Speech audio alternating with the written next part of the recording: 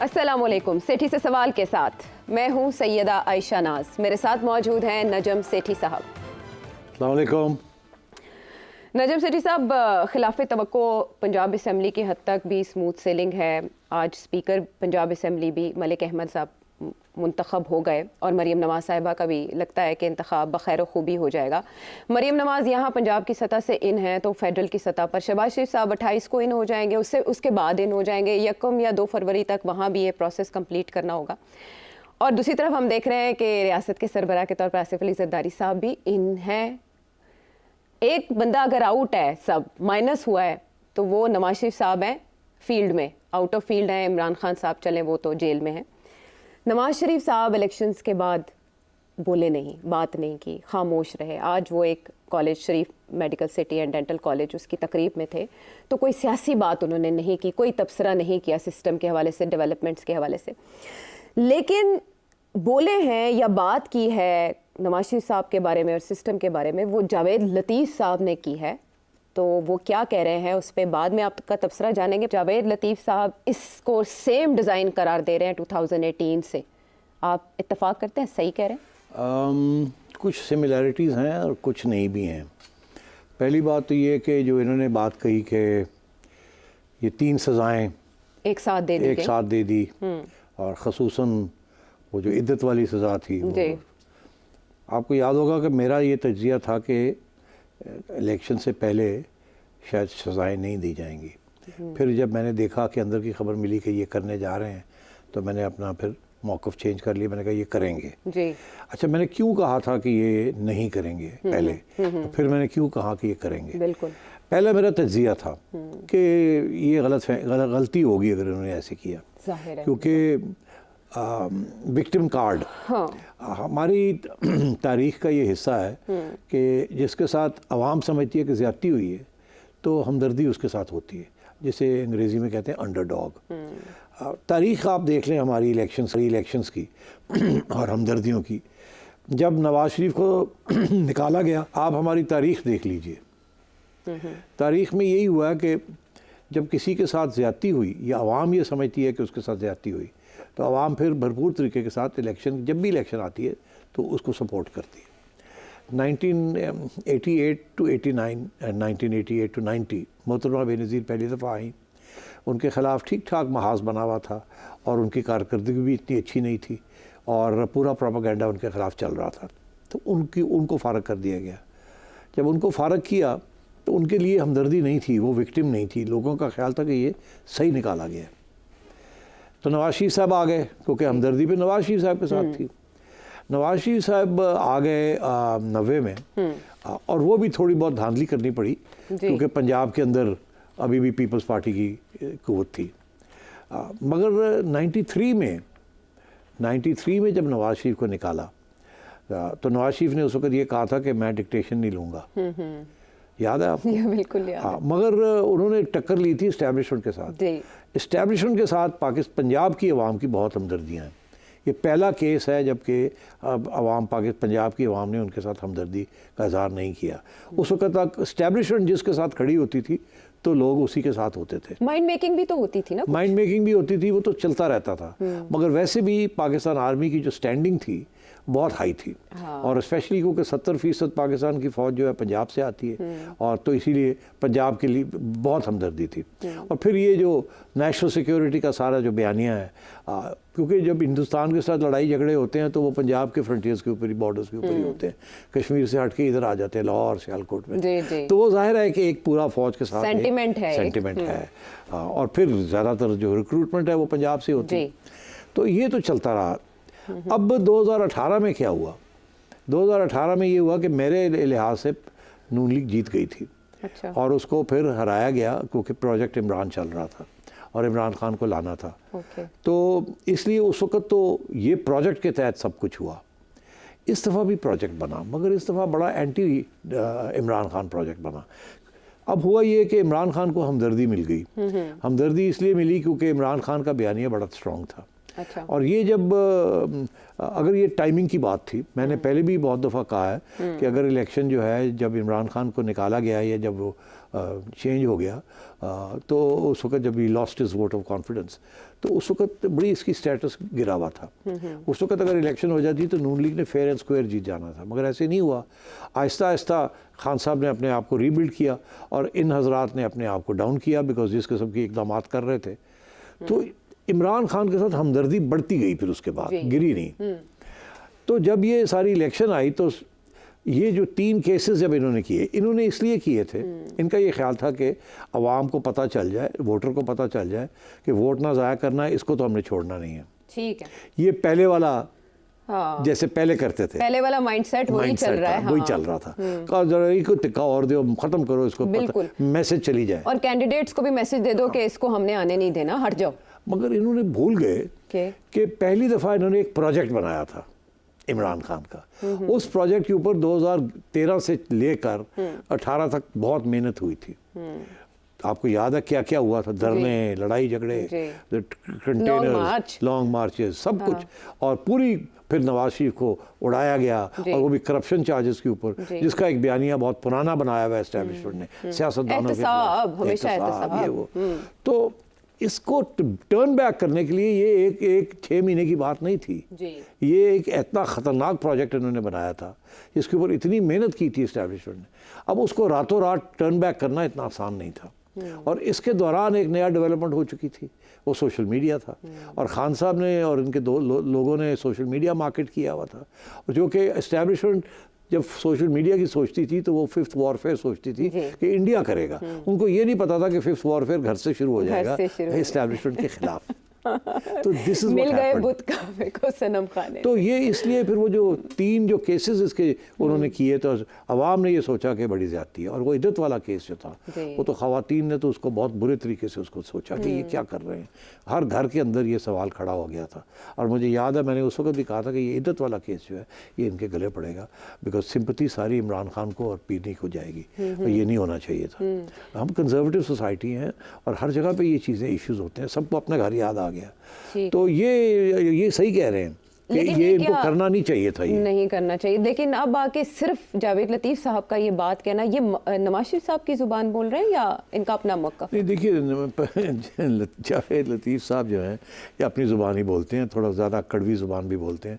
मेरा ख्याल है इसीलिए ये इलेक्ट भी नहीं जीते भी नहीं है। और उससे पहले भी शहबाज शरीफ साहब के दौर में बेमहकमा वजीर रहे हैं, आपको और आपको पता है वो चुन चुन के लोग जीत गए और चुन चुन के लोग हार गए। ये मैं पहले भी कह रहा हूँ, बना के रखनी चाहिए ना। 9.5 रहोगे तो ऐश करोगे, नहीं रहोगे तो फिर यही होएगा, यही होएगा। लेकिन सिंपैथी वोट की आपने बात की, देखिए ये तो ऐसे लग रहा है कि जैसे ना इंटेंशनल समझते हैं आप उसे कि मिसरीड हुआ, ये मिसरीड किया सिचुएशन। लेकिन 6 जुलाई 2018 को इलेक्शन से तकरीबन 19 दिन पहले नवाज शरीफ साहब को उनकी साहिबजादी के साथ ही सजा सुना दी जाती है। तो क्या तब सिंपैथी वोट नहीं मिल सकता था, या इमरान खान साहब का केस ही अलग है? नहीं, वो पूरा एक बयानिया बना हुआ था ना करप्शन का, इमरान खान ने बनाया हुआ था एस्टैब्लिशमेंट के सपोर्ट के साथ। तो जब ये फिर एक तो गिरा नहीं सके, फिर पैनामा आ गया। इन्होंने सोचा कि यही तरीका है, इसको पैनामा को एक्सप्लॉइट किया जाए। और मेरा ख्याल है उस वक्त नवाज शरीफ साहब से भी कोई गलती हो गई कि उन्होंने JIT का एग्री कर लिया कि बनेगी तो बना लें, आप चेक कर लें। और ये नहीं पता था कि यहाँ तो फैसले हो गए हैं कि आपको उतारना है। तो he played into their hands. तो ही वो रेजिस्टेंस जो करनी चाहिए थी वो नहीं की उन्होंने। उनका ख्याल था कि इंसाफ मिलेगा, वो प्लान कुछ और बना हुआ था। तो इसलिए वो उनको मेरा ख्याल है सिंपैथी वोट मिला, मगर इन्होंने उसको कैंसिल कर दिया ना। 2 तरीके से इन्होंने कैंसिल किया। इसीलिए 2018 में नून लीग जीती हुई थी। अच्छा। नून लीग को हराया गया 2 तरीके के साथ। एक तो RTS सिस्टम तोड़ के और 30-40 सीटें इधर उधर कर दी।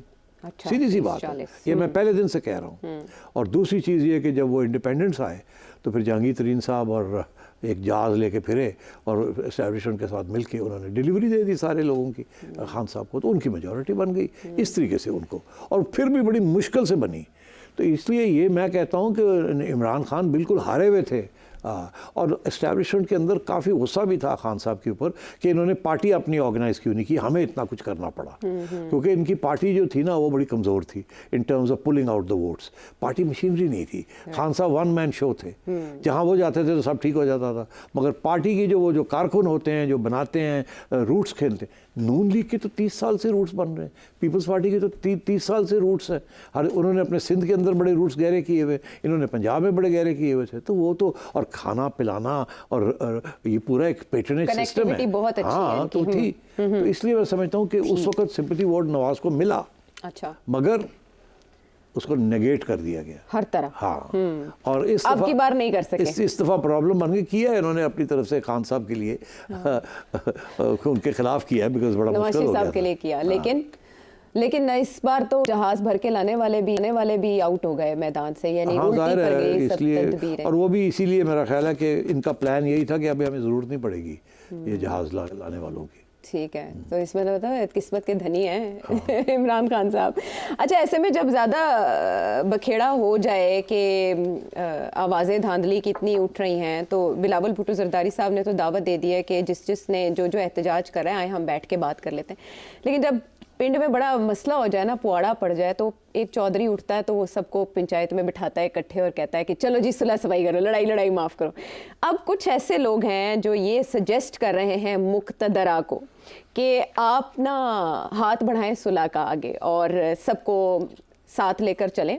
आप उनको भी किसी रेस्ट हाउस में या बनीगाला शिफ्ट कर दें और बातचीत का आगाज़ करें, रिकन्सिलिएशन की तरफ जाना चाहिए। इसी में सोल्यूशन है मसाइल का। लगता है आपको काम आएगा ये मशवरा? नहीं, देखिए ये बड़ी नेक ख्वाहिश है और बड़ा अच्छा होता है ऐसी बातें लिखना। अच्छा। और ऐसी बातें कहना हवा के अंदर, ये आइडियलिज्म।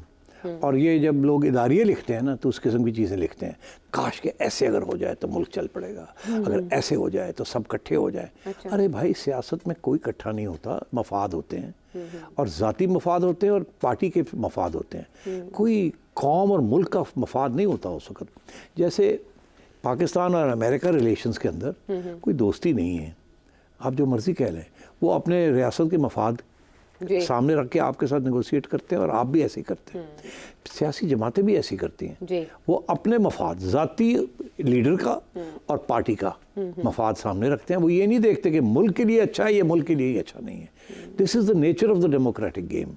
प्लूरलिज्म का मतलब ये है कि आप कंपटीशन करते हैं और कभी आपकी बारी कभी उनकी बारी। This is the whole notion of democracy. तो ये अब कहना कि जी एक ट्रुथ एंड रिकन्सिलिएशन कमीशन बना दी जाए, सारे आके अपने तस्लीम कर लें गुनाह, अरे भाई खुदा का खौफ करें। आप इदारिया लिख रहे हैं या कोई सियासी तज्जिया कर रहे हैं? हाँ। तो सियासी तज्जिए में वो एक अंग्रेज़ी का लफ्ज़ है रियल पॉलिटिक। रियल पॉलिटिक किसको कहते हैं कि हकीकत सामने, रुथलेस, ब्रूटल, बेरहम और बस सिर्फ अपना मफाद जो है उसको प्रमोट करना।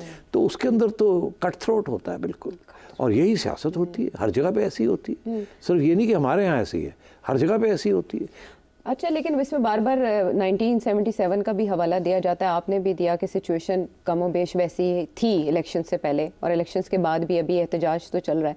तो तब सारी जो क़यादत थी वो जेलों में बंद थी, फिर से हाला रेस्ट हाउस उन्हें मुंतकिल करके बातचीत का अमल आगे बढ़ाया गया। तो अब भी ऐसे करना चाहिए और सुतेलापन रियासत को ख़त्म कर देना चाहिए और मुक़्तदरा जाके इमरान खान साहब से बात करने की कोशिश कर ले, तो फिर इस तरह से सिचुएशन बदल जाएगी, बेहतर हो जाएगी। अब देखिए ना, जाहिर है अगर ये हो सकता हो तो करना चाहिए और सिचुएशन बेहतर हो जाएगी, मगर हो नहीं सकता।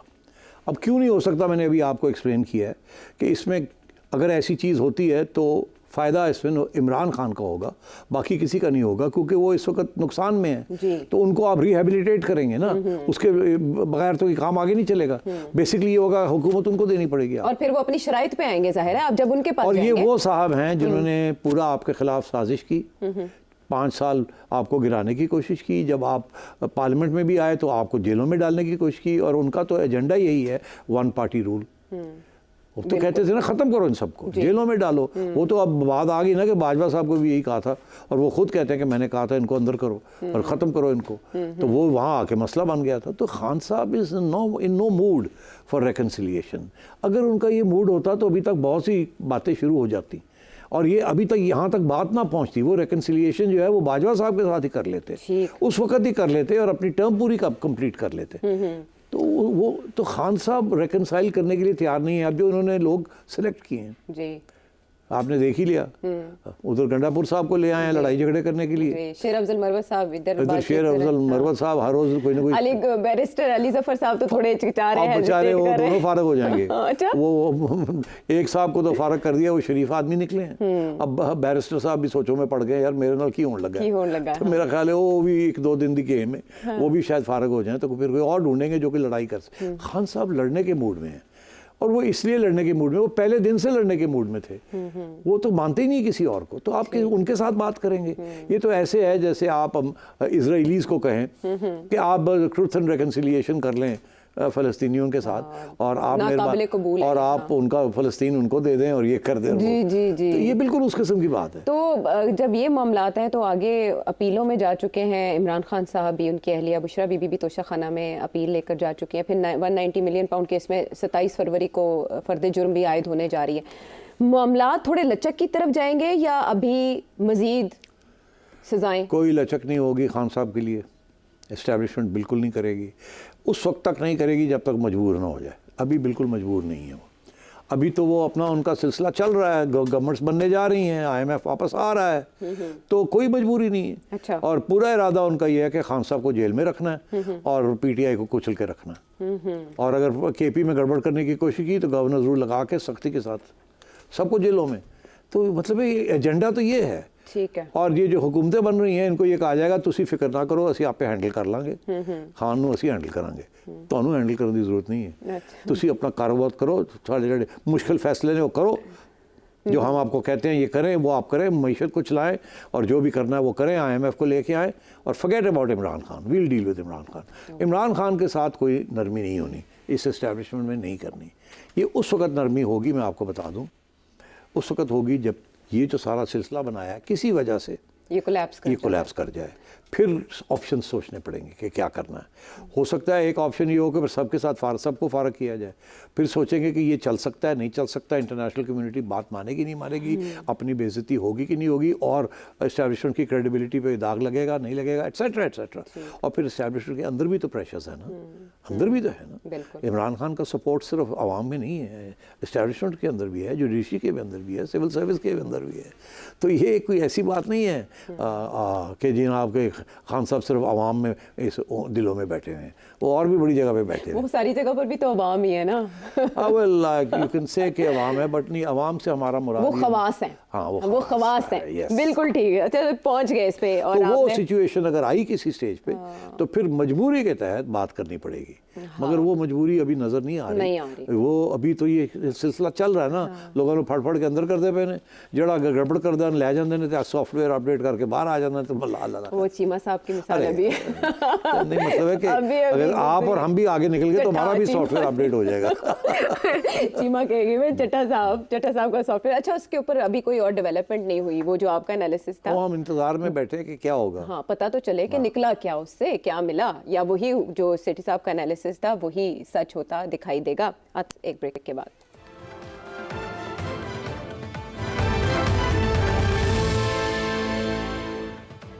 Welcome back to the show. इस सारे मामले में जो रूठे और अलग अलग दिखाई दे रहे हैं वो हैं मौलाना साहब, जो पहले आसिफ अली जरदारी साहब और नवाज शरीफ साहब के हमराही रहे हैं, तहरीकों में भी साथ, बल्कि खुद लेकर चलते रहे, शुरू करते रहे हैं।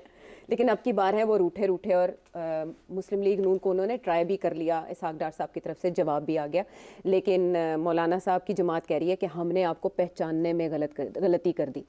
इसहाक डार साहब ने कहा आपने आने में की, उन्होंने कहा हमने आपको पहचानने में की, यानी इतनी दूरियां हो गई हैं। अब मौलाना साहब KP को छोड़ के सिंध में तो एहतजाज कर रहे हैं, पीपल्स पार्टी को उधर तकलीफ हो रही है कि आप हारे उधर बुरी तरह, और हारे भी उनसे जिनके साथ आप बात कर रहे हैं। पाकिस्तान तहरीक इंसाफ से आप रेडी हैं बात करने को, वो आपसे बात करें, एहतजाज करें आप सिंध में आके। मुझे आपसे ये पूछना है कि मौलाना साहब की अहमियत तो सब जानते हैं माजी में जो रही, अब आकर क्या नवाज शरीफ साहब या आसिफ अली जरदारी साहब मौलाना को इंगेज करेंगे या रहने दिया जाएगा उनके हाल पर उनको? देखिए, बड़ी एक इंटरेस्टिंग चीज़ आपको बताऊं। 2013 में जब नवाज शरीफ साहब ने गवर्नमेंट बनाई यहाँ और केपी की गवर्नमेंट की बात हो रही थी, तो मौलाना लाहौर आए, रायवेंड में बैठे, मॉडल टाउन में बैठे जी, और इन्होंने बड़ी कोशिश की नवाज शरीफ साहब को मनाने की कि हम मिल के के पी में गवर्नमेंट बनाते हैं, और उसमें थोड़े बहुत ख़रीदो फरोख्त की ज़रूरत थी, बाकी बन जानी थी। अच्छा, नवाज शरीफ साहब अभी थोड़े डेमोक्रेटिक मूड में थे और उन्होंने ये मुस्तरद कर दी मौलाना की बात। मौलाना बड़े नाराज़ थे कि ये क्या बात हुई। उन्हें आदत थी MMA की गवर्नमेंट और ये वो वाला, तो मैं नवाज शरीफ साहब ने कहा नहीं, इमरान को करने दें, ये फेल हो जाएगा, पता लग जाएगा सबको, और फिर हम भी एक नया कदम उठाना चाहते हैं कि हम गिराना नहीं चाहते, मौका दें, उनकी सबसे ज़्यादा है सिंगली, तो उनको बनने दें। बिल्कुल ठीक। और हालांकि ये बना सकते थे दोनों जी मिलके। जी, बिल्कुल बना सकते। तो मौलाना ने वो बात भूली नहीं। अच्छा, अब क्या हुआ कि 2018 में मौलाना की कारकर्दगी जो थी वो इतनी बुरी नहीं थी। इनकी कुछ 16 MMA की 16 सीटें थी, उसमें से 1-2 जमात की होंगी, दूसरी होंगी, बेशतर सीटें जो थी वो मौलाना की थी, जिसमें नेशनल असेंबली की इस दफ़ा उनकी 7 आई हैं जी, और वो भी KP में उनको नहीं मिली। मैं खैर एक आध मिली, इससे ज़्यादा नहीं मिली। KP में अभी 7 है उनकी। नहीं, KP में तो प्रोविंशियल आप कह रहे हैं ना, जी, जी। मैं नेशनल की बात अच्छा, आप नेशनल की बात कर रहे हैं, ठीक तो है। मौलाना की नहीं है। नेशनल असेंबली की सीटें इस दफ़ा 7 हैं और 2018 में 16 थी। जी, इसलिए less than half, you know. तो आप सोचिए, तो इसलिए उस वक्त उनकी अहमियत बड़ी थी जी, और इसीलिए वो हर जगह साथ साथ बैठते रहे और बुलाते रहे वो लोग उनको, मियाँ साहब भी मुशावरत करते रहे, सब कुछ करते रहे। जी, और फिर उनको हिस्सा शेयर्स भी मिले, हिस्सा भी बिल्कुल, मिला। हर गवर्नमेंट अच्छा, अब बलूचिस्तान में 2018 में उनकी 10 सीटें थी, में। जी, इस दफ़ा उनकी 9 हैं, तो वहाँ उनका ठीक ही रहा है। Not bad. हाँ मगर KP में प्रोविंशियल 30 सीटें उनकी उस वक्त 13 थी जी, और अब 7 है। ठीक है ना, उड़ गए ना। हाफ। तो अब क्या वो इसीलिए वो KP के अंदर एहतजाज नहीं कर रहे, वो सिंध में जाके कर रहे हैं। और सिंध में कब कर रहे हैं? जी, जबकि मुस्लिम लीग नून के साथ उन्होंने पूरी कोशिश की है कि बलूचिस्तान के अंदर नून लीग की और मौलाना की सीटें मिला के गवर्नमेंट बन सकती है।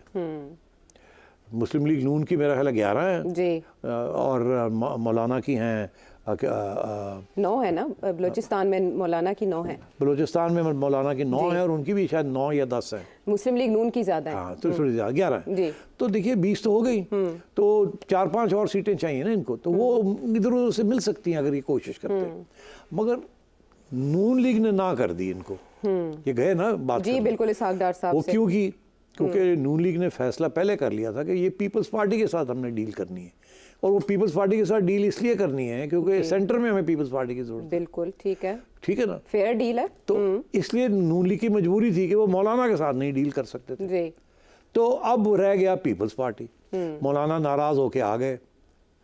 अब एस्टेब्लिशमेंट ने और नून लीग ने दोनों ने ये फैसला किया जी। है कि पीपल्स पार्टी की गवर्नमेंट बननी है बलूचिस्तान में।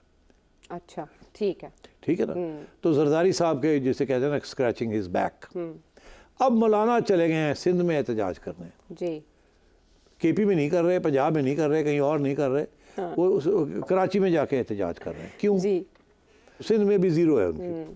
तो अब बात यह है कि वो सिंध में इसलिए गए हैं कि जरदारी साहब के ऊपर प्रेशर डाल रहे हैं कि बलूचिस्तान में हमें अकोमोडेट करो। वो मिनिस्ट्रियाँ चाहते हैं बलूचिस्तान में, अच्छा, उनके लिए बहुत अहम है, वहाँ ज़रूरत है उनको मिनिस्ट्रीज़ की। और वो मैं आपको बताऊँ, उन्होंने 3 सीटें मांगी हैं अच्छा, और उन्हें पता है कि अब तो सवाए जरदारी साहब के और दे नहीं सकता हूँ। नहीं कोई अकोमोडेट तो जरदारी साहब करेंगे। अब वो अलग बात है, वो करेंगे या नहीं करेंगे। मेरा ख्याल है ये जितना ज़्यादा तंग करेंगे फिर उनको अकोमोडेट करना पड़ेगा, एक आध सीट देनी पड़ेगी। और जरदारी साहब बड़े वो डील मेकर हैं, वो अकोमोडेट कर लेते हैं लोगों को। तो मैं ये समझता हूँ मौलाना साहब की ये स्ट्रेटजी है कि नून लीग और पीपल्स पार्टी पे प्रेशर डाला जाए, नून को ये कि कम से कम एक सीट सेंटर में दे दो हमें, वो उनकी एक फेवरेट रिलीजियस अफेयर्स की सीट होती है।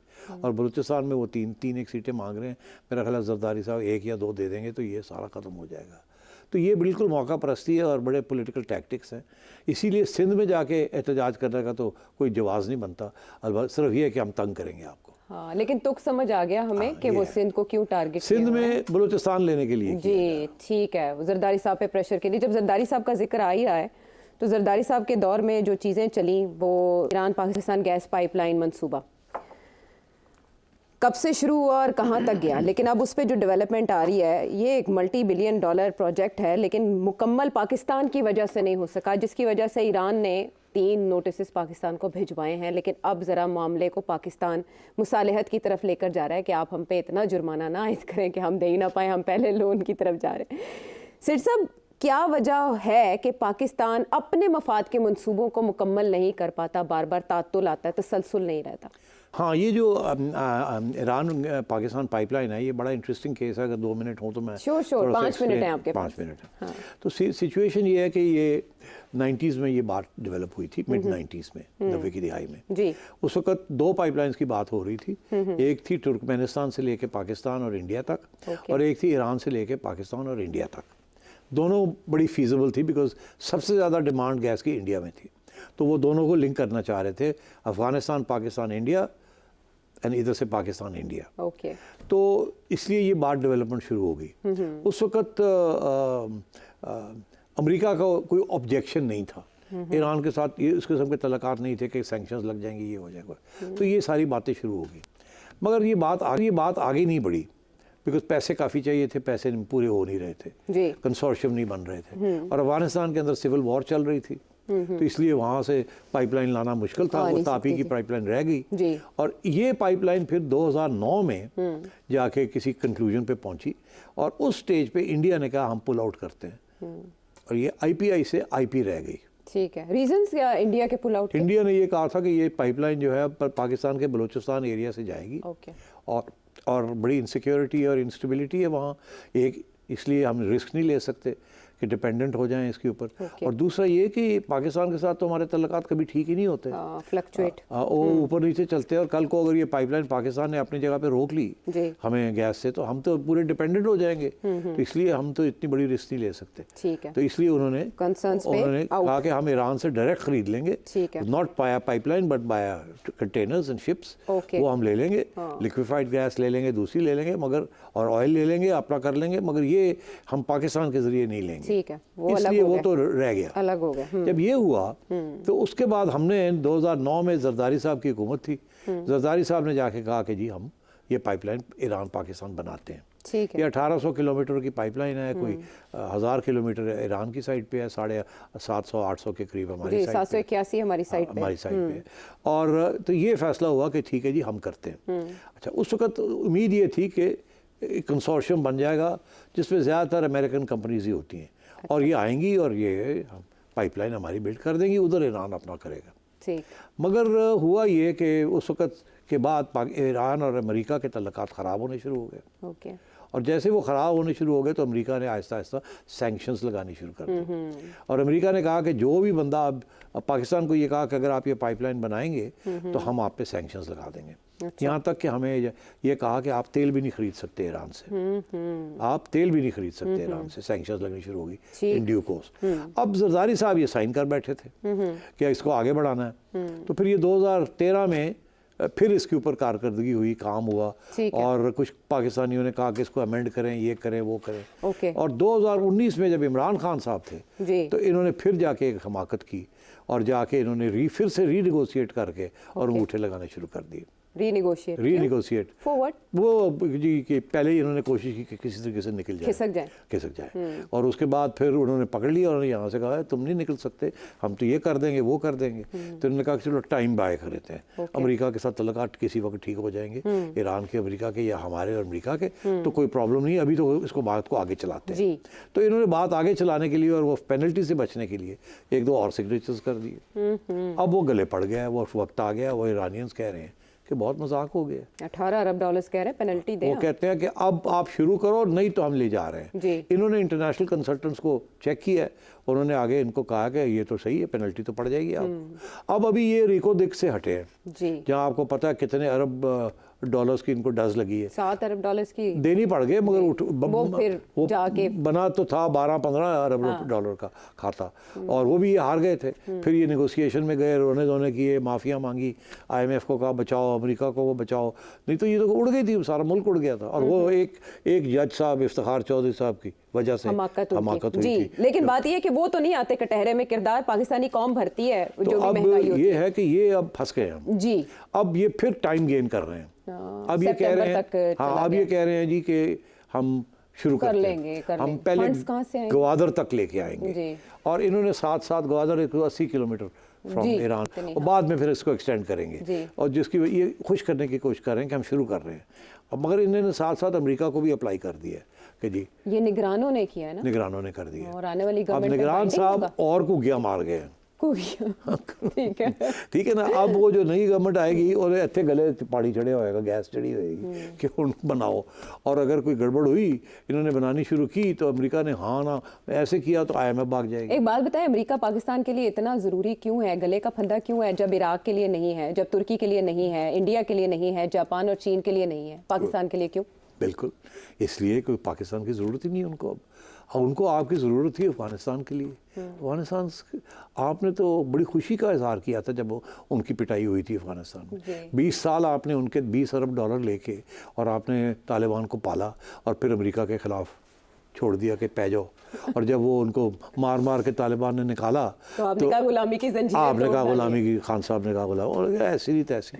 इसीलिए तो डोनाल्ड ट्रंप ने कहा था देखी जाएगी तो असी भी बदला लवाएंगे। हाँ। तो अब उनको आपकी ज़रूरत छोड़े, वो तो आपके साथ खिलाफ हुए हैं। यानी और फिर खान साहब ने जाके जो रह गया था वो भी पूरा कर दिया। कसर पूरी कर दी। यानी पाकिस्तान अमेरिकी आशीर्वाद के बगैर ये मुकम्मल नहीं कर सकता।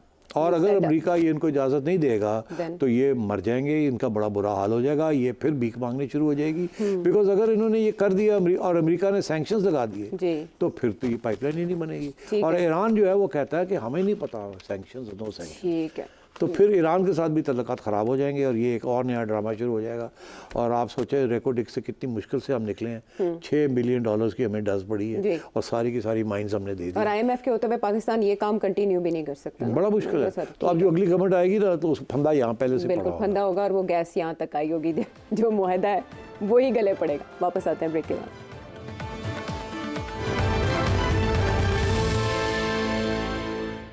Welcome back. अच्छा सवाल है, डिबोया मुझको होने ना होता मैं तो क्या होता, व्हाट इफ, ये सवाल है आसिफ खान साहब का। जी।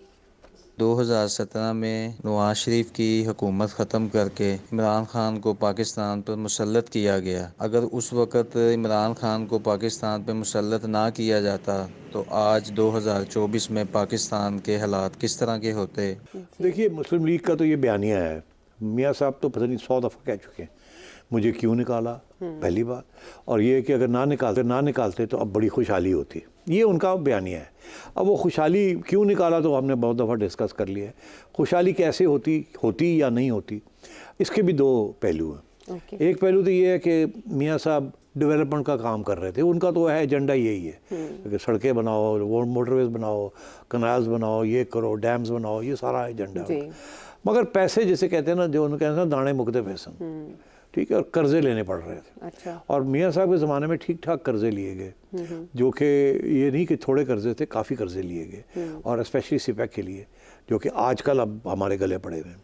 तो एक तो ये है कि इनको और कर्जे लेते ये, और कर्जे लेके और डेवलपमेंट होती, मगर फिर किसी न किसी स्टेज पे वो खुशहाली जो थी वो उसके पैसे देने पड़ जाने थे ना, तो वो भरने पड़ जाने थे, तो फिर क्या करते हैं। और अमेरिका क्योंकि उस ज़माने में तो अभी अमेरिका आपके साथ था ना अफ़गानिस्तान की वजह से, मगर फिर अमेरिका जब चला गया है तो फिर तो मसला बन गया ना, फिर पैसे आने बंद हो गए, कोalition सपोर्ट फंड भी बंद हो गया, बाकी पैसे भी आने बंद हो गए, लाइन टाइट हो गई सारी।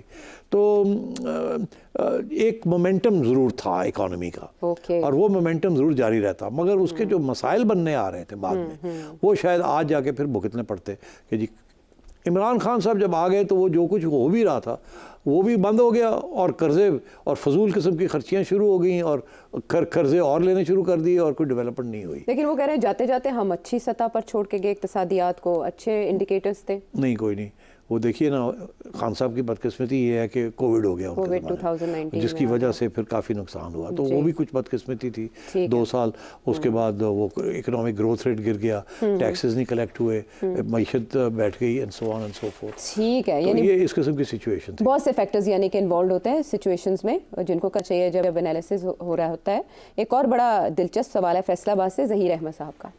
What is the difference between national interests and public interests? Is there any difference between these two or the same? National interest और पब्लिक इंटरेस्ट में क्या फ़र्क है? बहुत बहुत इम्पोर्टेंट सवाल है। पब्लिक का तो हमें पता है, पब्लिक आप पब्लिक हैं, आम लोग पब्लिक, इनको पब्लिक कहते हैं। जी। क्या सरमायादार भी पब्लिक का हिस्सा है? क्या इस्टेब्लिशमेंट की पब्लिक का हिस्सा है? क्या जुडिशरी के जो लीडर्स हैं या वो पब्लिक का हिस्सा है? क्या ब्यूरोक्रेसी पब्लिक का हिस्सा है? हुक्मरान तबका क्या वो पब्लिक का हिस्सा है कि नहीं है? तो पब्लिक से जब हम बात करते हैं तो आम आवाम की बात करते हैं कि वो पब्लिक है जी। जब आप नेशनल की बात करते हैं तो करनी तो आपको चाहिए सबकी जी जिसके अंदर पब्लिक के भी इंटरेस्ट हो जी और ये जो हमारे हुक्मरान तबका है इनके भी इंटरेस्ट हो इन टोटल यानी इन कि। टोटल। वो सिर्फ एक सूरत में होता है जब जंग हो रही होती है। जब आप किसी मुल्क के साथ जंग कर रहे होते हैं ना तो सारी कौम और अदारे इकट्ठे हो जाते हैं, उसको कहते हैं नेशनल। ओके तो जब जंग कर रहे होते हैं तो एक सफ़े पे होके सब जंग करते हैं इकट्ठे, तो that is the national interest. क्योंकि वो सर्वाइवल का मामला होता है। लेकिन अब क्या है, इकोनॉमी सर्वाइवल का मामला नहीं है। अच्छा, अब इकोनॉमी क्या है? जी। यही तो इशू है।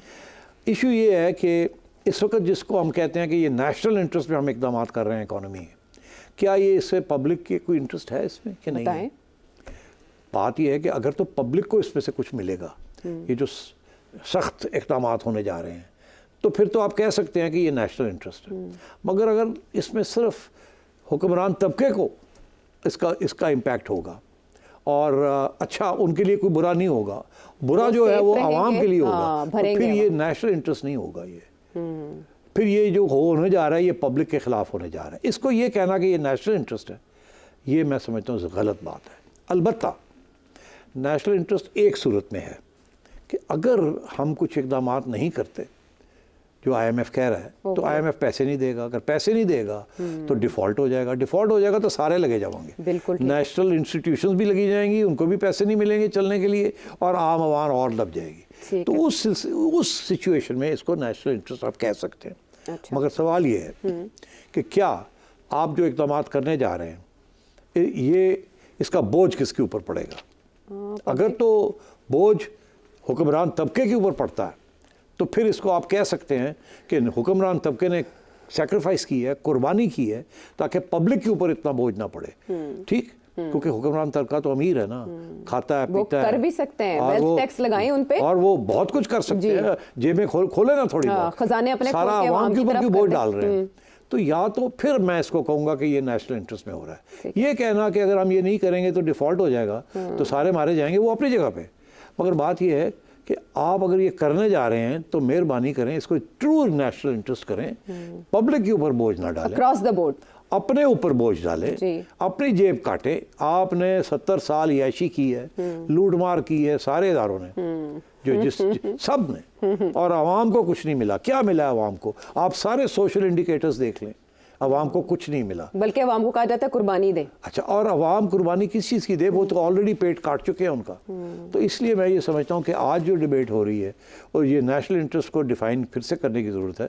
ये कोई वॉर नहीं हो रही फॉर सर्वाइवल, अलबत्ता ये इकोनॉमिक सर्वाइवल की जंग है। मगर अगर इकोनॉमिक सर्वाइवल की जंग है तो सबसे ज़्यादा कुर्बानी जो है वो सरमायादार को देनी चाहिए, ताजर को देनी चाहिए, लैंडलॉर्ड को देनी चाहिए, जो कि अपने ठेके देता है और अपने गुलबर्ग में रहता है और इस्लामाबाद में रहता है और काम किए बगैर एक ज़मीन की मलकियत की बेसिस के ऊपर वो खाता पीता है, और जो पेजेंट है, जो बेचारा जो काश्त करता है, उसको मिलता क्या है, एट्सेट्रा। इसी तरीके के साथ ब्यूरोक्रेसी, तनख्वाहें थोड़ी लेते हैं और पर्क्स एंड प्रिविलेजेस इतने हैं कि आप इमेजिन नहीं कर सकते, बादशाहों की तरह रहते हैं। और करप्शन जितनी इस मुल्क में हो रही है, सारा बोझ पॉलिटिशियन पे पड़ रहा है। दरअसल जो करप्शन हो रही है इदारों के अंदर हो रही है, जिसके ऊपर कोई नजरसानी नहीं है, कोई देखता नहीं है, अकाउंटेबिलिटी बोर्ड्स बने हुए, होता कुछ नहीं है। और अब तो उन्होंने नया जो नैब लॉ भी लाए हैं, उसमें से कह दिया कि ब्यूरोक्रेसी को भी निकाल दें, सरमायादारों को भी निकाल दें, सबको निकाल दें, उसकी लिमिट भी उन्होंने वो कर दी। तो मैं ये कह रहा हूँ कि ये नेशनल इंटरेस्ट और पब्लिक इंटरेस्ट की डिस्टिंक्शन बड़ी इंपॉर्टेंट है। मैं समझता हूँ नेशनल इंटरेस्ट वही है जिसमें पब्लिक इंटरेस्ट मिल जाए, लेकिन डिस्टिंक्शन नहीं होनी चाहिए ना, फिर तो दोनों इन लाइन होने चाहिए, फर्क नहीं होना चाहिए। तो ये क्योंकि इस मुल्क में ऐसे है कि फर्क है कि पब्लिक इंटरेस्ट कुछ और है और जिसे नेशनल इंटरेस्ट कहते हैं वो अभी कुछ और बना हुआ है। ठीक है, तो झगड़ा सारा इसी बात का है कि इन्होंने के बजाय इन दोनों में फ़र्क है, तफावत है, और कुर्बानी जिनको देनी चाहिए वो अपने पेट भरते जा रहे हैं और अवाम उनका बोझ भरते जा रहे हैं। सवाल मज़ीद जानना चाहें तो इस नंबर पर भेजिए वीडियो ऑडियो मैसेज। अगले प्रोग्राम तक के लिए इजाज़त दें।